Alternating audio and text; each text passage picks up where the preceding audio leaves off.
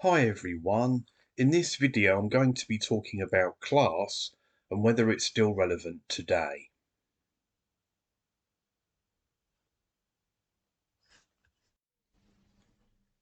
It has become increasingly popular amongst academics and others that the working class is either tiny or no longer a key player in the struggle for a new society. They base this on the fact that in many Western countries, such as the USA, the industrial working class has declined as a result of deindustrialization and the movement of factory production overseas. The implication is that class struggle is less important and the focus should be on people or other oppressed groups. In fact, some would go as far as to argue that the white male working class is reactionary and more of an enemy than a component of revolutionary struggle. Before we proceed to argue that class is indeed still very relevant, we first need to define what we mean by the working class. It is a structural relationship between two classes, those that own the means of production and distribution, the ruling class, and those that do not own the means of making their own livelihood and therefore have to sell their labour power, the working class. It does not just include those who do paid labour, it also includes the unemployed and retired workers, as well as those who do unpaid labour in the home. These people do not own the means of production and distribution and have to depend on others. Therefore, they are still working class. Being working class should not be an identity. Even if you do not identify as part of the working class, you still can be. By being part of the working class, you should not be asserting your identity with any particular characteristics or lifestyle. In fact, the struggle is to abolish the working class as much as it is to abolish the ruling class. No classes, only humanity. Being working class is also not a moral category. It does not guarantee that you will be a good person or have good politics, and being born into the ruling class does not mean that you are automatically a bad person.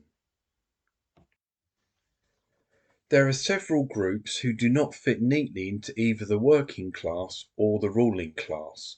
Within the working class, there will be those who are much better off than others and/or hold positions of power over others, such as managers and foremen, doctors and lawyers, for example. Within those who own the means of production, there will be some who own small amounts of property, such as shopkeepers and small farmers, etc. These groups potentially could either support the aspirations of the working class or could side with the ruling class. Though they could be referred to as middle class, it seems more useful to keep the basic two-class model, recognizing that there are layers within those classes. It's obvious from wealth statistics related to land, houses, stocks and shares, etc., the best indicator of owning the means of production, that there is great inequality in ownership, supporting the view that some are able to make a living by owning and controlling this wealth and others are not. About 70% of the world's population owns hardly any of the world's wealth. The richest 1% own more than double the wealth of the 99%. Ownership of land is another key indicator.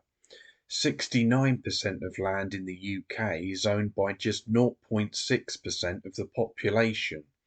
70% of land is agricultural land and 150 people own all of it. UK housing is concentrated on 5% of the country's land mass, so people owning their own home represents a small amount of total land ownership. 1/3 of British land is still owned by aristocrats. Just 432 people own half the land in Scotland. Even these statistics do not give the full picture, as much information about who owns what is shrouded in secrecy. And wealth is not the means of production. Many people may own their own home or a few stocks and shares, but this does not give them access to the means of production.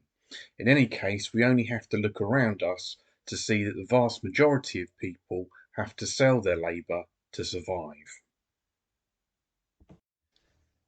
If we are going to create a new society based on equality, cooperation, and justice, then we will have to collectivise the means of production and distribution, which should also be to facilitate the autonomy and freedom of the individual, thus abolishing the ruling class in any form. As Malatesta said, quote, "Let there be as much class struggle as one wishes. If by class struggle one means the struggle of the exploited against the exploiters for the abolition of exploitation, that struggle is a way of moral and material elevation, and it is the main revolutionary force that can be relied upon." The struggle against the ruling class is a struggle against capitalism which permeates all aspects of life. It is an economic and social relationship maintained by the power of the state and supporting ideologies. Work is not just exploitation, it is alienating and mentally debilitating, affecting life outside of work. Capitalism affects our lives at home and in our so-called spare time. The working class is exploited through consumerism, encouraged to spend and get in debt to keep capitalism going. The state is the means by which the ruling class retains and enhances its power. It is not something that can be captured. Climate change is caused by capitalism and its drive for profit, and it is the working class that suffers the most from climate change. War is central to capitalism for resources and markets to maintain dominance. It is the working class that suffers the most from war. Capitalism uses other systems of oppression to maintain itself and to enhance exploitation and profits, such as patriarchy and racial oppression. For example, the slave trade was essential to the development of capitalism in Britain. Organised and fundamentalist religion must also be challenged. It props up the ruling class as well as patriarchy, queerphobia, and racial oppression by promoting reactionary ideas. It also encourages people to submit to authority and to have illusions that they will be rewarded for their suffering in heaven. The vast majority of people are working class. It is in their interest to overthrow capitalism for a number of different reasons, not just because of exploitation at work. There are other oppressions that exist in society linked to capitalism, but with their own dynamic and their own impacts. There are many ways the class struggle is linked to the struggle against oppressions. Patriarchy and racial oppression are embedded within capitalism. Capitalism benefits from unpaid labour in the home and was based on the slave trade. Oppressed groups are often the worst affected by capitalism and state violence. The culture and ideology of capitalist society, supported by organised and fundamentalist religion, encourages bigotry and conservatism towards queer people. And even if the oppression does not seem to directly relate to the class struggle, it is wrong and must be fought. We cannot create an anarchist society as long as there are any oppressions. However, there are some distinctions. The class struggle aims to abolish all classes. The fight against patriarchy, racial oppression, and queerphobia does not seek to abolish men, white people, or straight people, but to completely transform the relationships. Though the fight against oppressions may take priority for those oppressed at different times, ultimately they will only achieve full liberation as working class women, people of colour, or queer people when classes are abolished. In addition, being part of an oppressed group does not necessarily mean that you are working class. Therefore, women, people of colour, and queer people could also be part of the ruling class and therefore could be the enemy. The working class, as the vast majority of people, is diverse and often divided. For example, it is divided along lines of nationality, belief, gender, sexuality, ability, and the concepts of ethnicity and race, for example. We need to unite together, show solidarity for all struggles, even if they do not affect us directly, and tackle the divisions that exist within the working class. We need to fight back and resist capitalism and the state with truly autonomous and genuinely grassroots organising, direct action, revolt, subversion, and sabotage.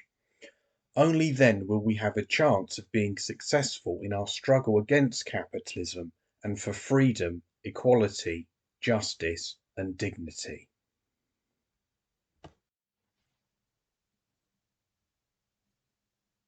Thank you for listening, everyone. All the best.